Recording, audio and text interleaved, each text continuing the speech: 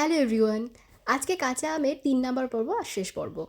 আজকে কাঁচা আম দিয়ে বানিয়েছিলাম দারুণ একটা জিনিস, যেটা সবারই প্রিয় আমি মনে করি, আর আমার তো ভীষণভাবে প্রিয়। সেটা হচ্ছে কাঁচা আমের আমসত্ত্ব। হ্যাঁ, এটা আমি প্রথমবার বানিয়েছিলাম। অ্যাকচুয়ালি আমি এবার যে কটাই বানিয়েছি সে কটাই প্রথমবারই বানিয়েছি, এর আগে কখনো ট্রাইও করিনি। তো চলো তোমাদেরকে দেখাই আমি কি করে বানিয়েছিলাম। প্রথমে বাড়িতে থাকা গাছ থেকে দুটো কাঁচা আম পেড়ে নিয়েছিলাম, আর তারপরে সেই আমগুলোকে ভালো করে ধুয়ে ছাড়িয়ে নিয়েছিলাম।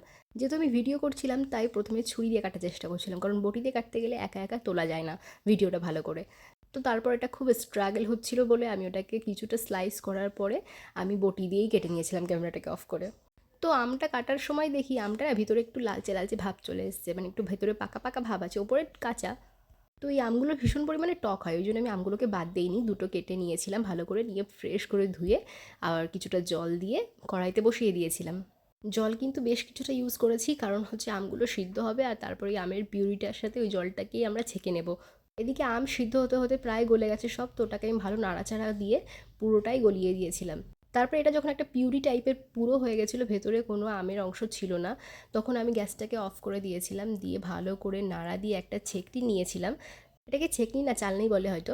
তো এই চালনির ওপরে আমি হচ্ছে এই আমের পিউরিটাকে অল্প অল্প করে দিয়েছি, দিয়ে আমি ওটাকে নাড়াচাড়া করে পিউরিটাকে মানে ভিতরে মানে বাটিটার ভিতরে ফেলার চেষ্টা করছিলাম।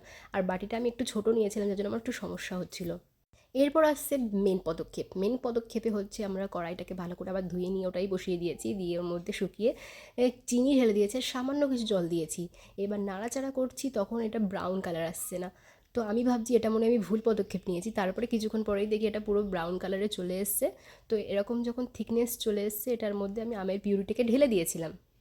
আমের পিউরিটা ঢালার পরে ওটাকে ভালো করে নাড়াচাড়া দিতে দিতে দিতে দিতে এরকম একটা তারপর থিকনেস এসছে। এই পর্যায়ে গিয়ে আমি পুরো চিনিটার জন্য ভয় পেয়ে গেছিলাম, কারণ চিনিটার যে ক্যান্ডি টাইপ হয়ে পুরো উপরে উঠে এসেছিলো খুন্তির, তারপর আস্তে আস্তে আবার ওটা গলে গেছে। তারপরে আমি ওটাতে দিয়ে দিয়েছিলাম সামান্য পরিমাণে লবণ, স্বাদ মতো। আর এদিকে ওটা হতে হতে আমার মনে এসছে থালায় তেল মাখাতে হবে, তত তাড়াতাড়ি একটা থালা নিয়েছে, তাতে আমি তেল মাখিয়ে দিয়েছি। দেওয়ার পরে গ্যাসের ফ্লেমটাকে অফ করে দিয়ে পিউরিটাকে অল্প অল্প করে ঢেলে দিয়েছি। এই সময় কিন্তু ভীষণ একটা ভালো লাগছিলো জিনিসটা দেখতে, মানে নিজের ঢালতেই খুব ভালো লাগছিলো। তারপরে ওয়েট করছিলাম এটাকে ভালো করে সেট করার। তো এদিক ওদিকে নাড়াচাড়া করে থালাটায় পুরো সেট করে দিয়েছি। ওপরে যেটা ছিল ওটা চিনির একটা আস্তরণ বললাম, ওই যে ক্যান্ডি টাইপের হয়ে গেছিলো, তো পরে ওটা ঠিক হয়ে গেছিলো আস্তে আস্তে। তারপরে দুদিন আমি রোদে শুকিয়েছিলাম, আর এই দুদিন খুব একটা ভালো রোদ ওঠেনি, উঠেছে বাট খুব একটা নয়। তারপরে আমি এক্সাইটেড ছিলাম এটাকে কাটার জন্য, তো একটা ছুরি নিয়ে থালায় বসে পড়েছি সকাল সকাল এটাকে কাটতে। এটাকে স্লাইস করে কেটে কেটে আমি যেমনভাবে রোল করব। দেখো এর যে শাইনটা না, শাইনটা একদম বাজারের আমসত্ত্বর মতোই লাগছিলো দেখতে, কালারটাও সেম ওরকমই এসছে। খেতে তো ভালো লাগেই, তার সাথে আমার দেখতেও ভীষণ ভালো লাগে জিনিসটা। তো তোমরা সবাই বাড়িতে বানানোর চেষ্টা করো, একদম ইজি ট্রিক্সে এটা বানানো যায়, খুবই সহজ। যেমন দেখতে তেমন কিন্তু খেতেও হয়েছে। আর দেখো রোল করার পরে কতটা কিউট লাগছিল না।